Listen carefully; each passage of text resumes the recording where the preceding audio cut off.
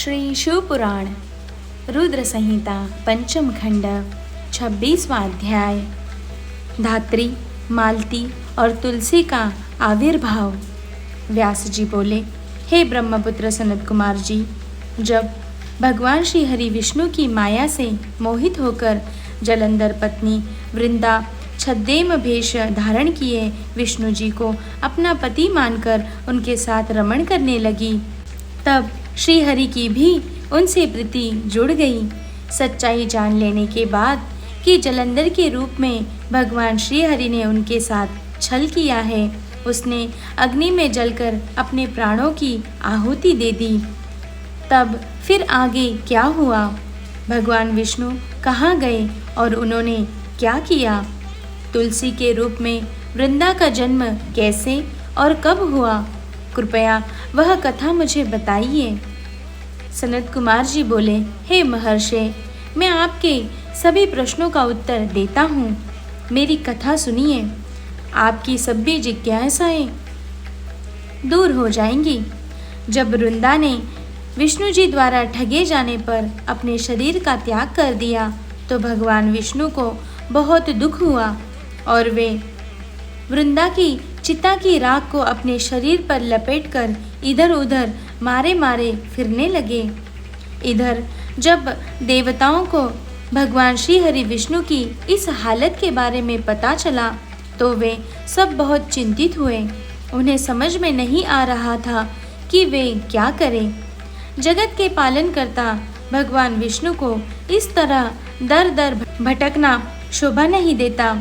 जब देवताओं को इस समस्या का कोई हल नहीं सूझा तब वे देवादिदेव भगवान शिव की शरण में गए। ब्रह्मा जी को साथ में लेकर देवराजेंद्र देवताओं सहित कैलाश पर्वत पर पहुँचे। वहाँ उन्होंने त्रिलोकीनाथ भगवान शिव को हाथ जोड़कर प्रणाम किया और उनकी स्तुति करने लगे।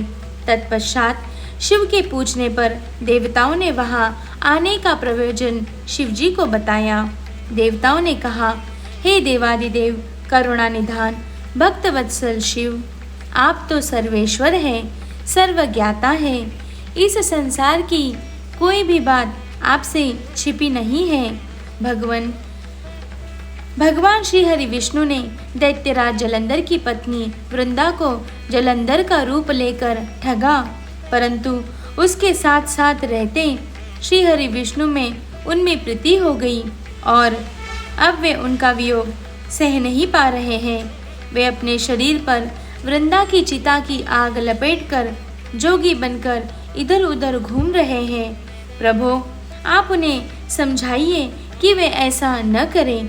भगवान, यह जगत आपके अधीन है और आपको ही इस समय उनकी मदद करनी है ताकि वे पहले की भांति होकर अपने कार्यों को पूरा करें।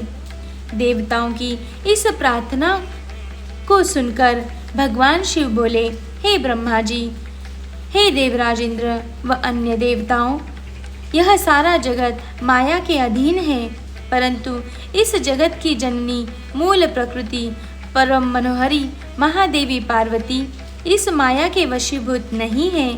उन पर इस माया जाल का कोई असर नहीं पड़ता। इसीलिए आप भगवान श्री हरि विष्णु के इस मोह माया के जाल को दूर करने के लिए आदि देवी प्रकृति की आधारभूत देवी पार्वती की शरण में जाइए। यदि आपके द्वारा वे प्रसन्न हो गई तो आपकी हर समस्या का समाधान हो जाएगा और वे आपके कार्यों को पूर्ण करेंगी। देवादिदेव महादेव भगवान शिव के इन वचनों को सुनकर सभी देवताओं को अत्यंत प्रसन्नता हुई और वे भगवान शिव से आज्ञा लेकर मूल प्रकृति की शरण में चले गए। इस प्रकार जब देवता प्रकृति देवी की शरण में जा रहे थे उस समय वहाँ आकाशवाणी हुई, हे देवताओं, मैं ही तीनों प्रकार के गुणों से अलग होकर निवास करती हूँ। मैं सत्य गुण में गौरा बनकर, रजोगुण में लक्ष्मी और तमोगुण में ज्योति बनकर इस जगत को अलौकिक करती हूँ। इसीलिए आप अपनी इच्छा पूर्ति हेतु देवी जगदम्बा की शरण में जाओ। वे अवश्य ही तुम्हारी मनोकामना पूर्ण करेंगी।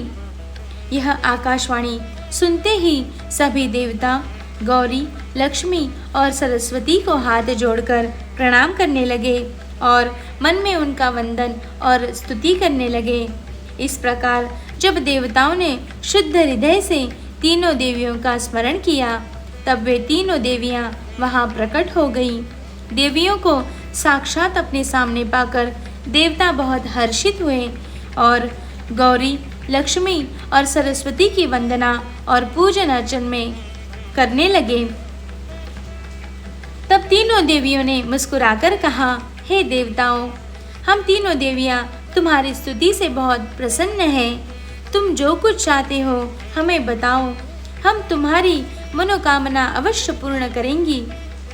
देवियों के इस कथन को सुनकर देवताओं का प्रतिनिधित्व करते हुए देवराज इंद्र ने भगवान श्री हरि विष्णु के बारे में सब कुछ गौरी, लक्ष्मी और सरस्वती देवी को बता दिया। तब उन्होंने कुछ बीज देवताओं को दिए और कहा कि ये बीज जाकर तुम देवी वृंदा की चिता की राख में बो दो।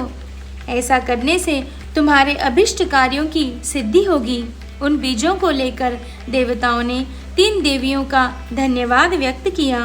तब देवियां वहां से अंतर्धान हो गई। तत्पश्चात ब्रह्मा जी सहित सभी देवता उस स्थान पर पहुँचे जहाँ देवी वृंदा ने अपने प्राणों की आहुति अग्नि में दे दी थी। वहां पहुंचकर उन्होंने देवी द्वारा दिए गए उन बीजों को वृंदा की चिता की राख में डाल दिया। तब उन बीजों में से कुछ दिन पश्चात धात्री, मालती और तुलसी नामक वनस्पतियां पैदा हुई। देवी सरस्वती द्वारा दिए गए बीजों से धात्री, देवी लक्ष्मी के बीजों से मालती और देवी गौरी के बीजों से तुलसी का आविर्भाव हुआ। जैसे ही धात्री, मालती और तुलसी नामक ये स्त्री रूपी वनस्पतियां उत्पन्न हुई और भगवान श्री हरि विष्णु ने उन्हें देखा तो उन पर से माया का पर्दा हट गया और वे पहले की भांति शांत हो गए। वे उन वनस्पतियों पर अपनी कृपा दृष्टि रखने लगे और तभी से धात्री, मालती और तुलसी नामक इन वनस्पतियों को भी विष्णु जी से विशेष अनुराग हो गया। तब श्री हरि विष्णु ने पुनः वैकुंठ लोक को चले गए